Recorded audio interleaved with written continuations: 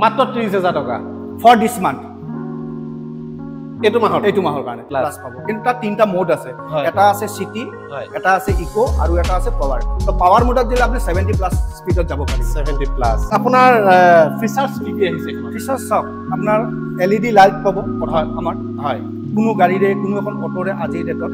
কাৰো নাই ওকে ঠিক আছে প্লাস আমাৰ ইয়াতে গাড়ীখনৰ ব্লুটুথ পাই যাব ব্লুটুথ কানেক্টিভিটি পাই যাব নেভিগেশন পাব ঠিক আছে হয় তো আমাৰ দুটা আপুনি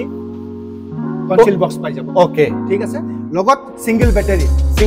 with 180 kilometre one charge okay ঠিক আছে গাড়ীখনৰ 6 বছৰৰ ওয়াৰেন্টি পাব হয় কিন্তু আজিৰ ডেটত কোনো এখন গাড়ীৰে আপোনাৰ 6 বছৰৰ ওয়াৰেন্টি কাৰোই নাই অনলি টিভিএস এইটো ৰাইজৰ সুবিধাৰ্থে গাড়ীখন এৰি দিছে যদি আপুনি 6 বছৰ ওয়াৰেন্টি পিৰিয়ড পাই আছে আপুনি একদম বুকু ডাট কৰি আপুনি গাড়ীখন চলাব পাৰে এটা মই আপোনাক সুধিব বিচাৰিছো এইখন কিং প্লাস হয় এইখনৰ গাড়ীৰ একচুৱেল নামটো হ'ল TVS king EV max okay ইয়াৰ আগত আমাৰ এখন আছিল অকল টিভিএস কিং ইভি বুলি আছিল যিখনৰ মাইলেজ আছিল 130 তাত 4টা বেটাৰি আছিল কিন্তু আপোনাৰ লগত মই আগতে এবাৰ আমি ভিডিঅ' বনাইছো হয় সো সেইখনত আপডেট কৰি ফিলে মাইলেজটো অকন বঢ়াই দিলে লগতে কিছুমান সৰু সৰু ফিচাৰ্স তেওঁলোকে আকো কৰি দিলে প্লাস আমাৰ পিছফালে বেলেগৰ কেনেকুৱা ডিকি নাই ডিকি নাই যিটো ডিকিত লাগেজ থবলৈ মানুহৰ প্ৰবলেম হয় বেলেগ গাড়ী আমাৰ ঘৰত ধুনিয়াকে ডিকি এটা আছে ডিকিটো পাই যাব তাত লাগেজ থবলৈ জায়গা পায় ওকে এফালে মানে বস্তু বাহানি থব পাৰে ভিতৰ দি আৰু এটা আমাৰ ফিচাৰ্স আছে এই এইখন গাড়ীত মই দেখুৱাই দিছো এইখন আমাৰ একচুয়ালি দেখুৱা পৰা পৰিস্থিতিত নাই সো এই টিভিএস কি এই সিটটো বুলি আমি পেলাই দিও ইয়াত আমি কিবা লাগেজ লৈ যাও আমি চাউল কিবা আনুষঙ্গিক কিবা লৈ যাব বিচাৰো ঘৰৰ কিবা সৰু সৰু বস্তু চাউল বা কিবা আলুৰ বস্তা লৈ যাব পাৰে মানে যিসকলে গছাই শপৰ দোকান আছে তেওঁলোকৰ ঘৰত দোকানো আছে অটোও চলাই এইখিনি বস্তু ইয়াতে ক্যাৰি কৰিব পাৰিব ওকে প্লাস এইডাল যিটো আছে আমাৰ পিছৰ যিটো গাৰ্ড আছে এইডাল হল বহুত হেভি অন্য গাড়ী নিচিনা নহয় ইয়াতে আপুনি উঠি যাওক কোনো ধৰণৰ মই উঠি গৈছো কোনো ধৰণৰ বেণ্ড হৈ নাযায় ওকে তো এই বস্তুখিনি ফিচাৰ্স পাব গ্ৰাউন্ড ক্লিয়াৰেন্স সবচে হাই কোনো এখন গাড়ীৰ কোনো এখন অটো বিশেষকে এনেকুৱা হাইটত নাপাব কিন্তু সবতকৈ ডাঙৰ কথা আছে এই গাৰ্ডডালত যে আপুনি খাৰা হৈ গৈছে কিন্তু বেলেগ গাড়ী হলে ভাঙি যাব কিন্তু এটা ভাঙি না বেকা হৈ পৰি যাব হয় ঠিক আছে তো এইবিলাক সৰু সৰু ফিচাৰ্স আমাৰ চাৰ্জাৰটো 6 বছৰ পাব ওয়াৰেন্টি কোনো এখন গাড়ী চাৰ্জাৰত 6 বছৰ ওয়াৰেন্টি নাপায় চাৰ্জাৰটো 6 বছৰ আমি 4টা বছৰ ওয়াৰেন্টি দি আছো মোটৰ কন্ট্ৰোলাৰ তাৰ পাছত আপোনাৰ চাৰ্জাৰ আৰু বেটাৰি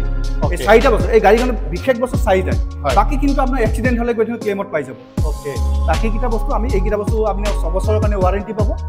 আপোনালোক আহক মই ভাবো কাস্টমাৰ খিনি আহি বিলে আমি কথা পাতক অন টেবুল আমি যিখিনি কৰি দিম আমি কৰি দিম ওকে যিমানখিনি গাড়ীখনৰ বিষয় ক'লে তো এখিনিতে সাৰ্ভিসেল এতিয়া কথা হ'ল যে এই তিনিখন গাড়ীৰ ভিতৰত সিএনজি টো মই থলো এতিয়া ইভি লৈ আহিল যেটো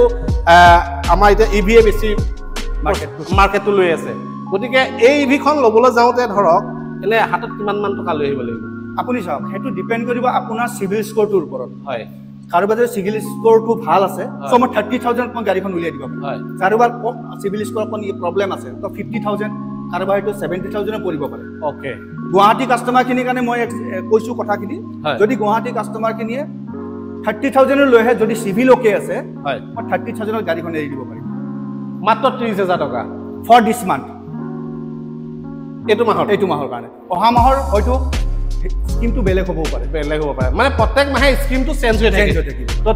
আপোনাৰ ইয়াত আগৰ সিটটো কোনো ধৰণৰ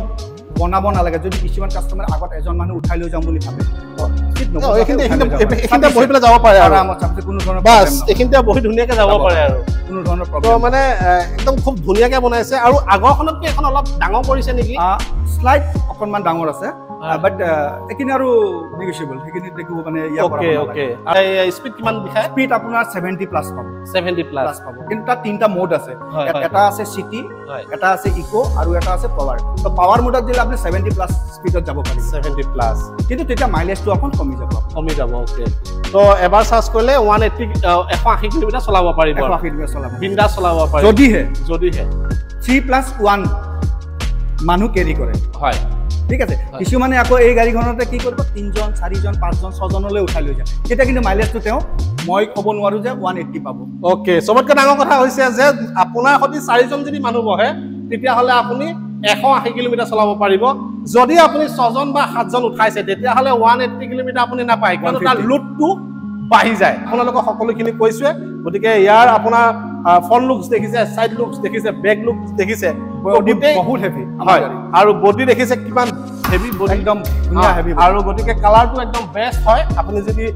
ব্লুট লয় ব্লুট ল'ব পাৰে কালাৰটো ঘৰত হ'ব আমাৰ তলত হ'ব এটা ব্লু এটা হোৱাইট অনাগত দিনত কালাৰ চাগে চেঞ্জ হৈ আহিব মেবি হ'ব পাৰে ওকে তো ঠিক আছে মই আপোনালোকক গোটেই ইনফৰমেশ্যনখিনি দিছো যদি আপোনালোকে এখন ইভি অটো ল'ম বুলি ভাবি আছে দাদাক আপোনালোকে যোগাযোগ কৰক দাদা একদম প্ৰপাৰ এড্ৰেছটো আপুনি কওক আপোনাৰ হ'ল আপুনি যদি বেলতলা ফালৰ পৰা আহে হয় সো লখৰা ব্ৰিজখন নতুনতে লেফট সাইডে যে সাৰ্ভিস ৰোড আছে সেই ৰোডটো দি আহিব লাগিব টুৱাৰ্ডছ লখৰা বজাৰৰ ফালে ওকে তাত আহিলে এটা তেল ডিপু আছে হয় তেল ডিপুত ভাৰতীয় তেল ডিপু আছে তেল ডিপুটো নাপাতে লেফট সাইড আদাৰৱাইজ আমি ক্ৰিটিকেল কেয়াৰ হস্পিটেল বুলি এখন থাকিব তাৰ লগতে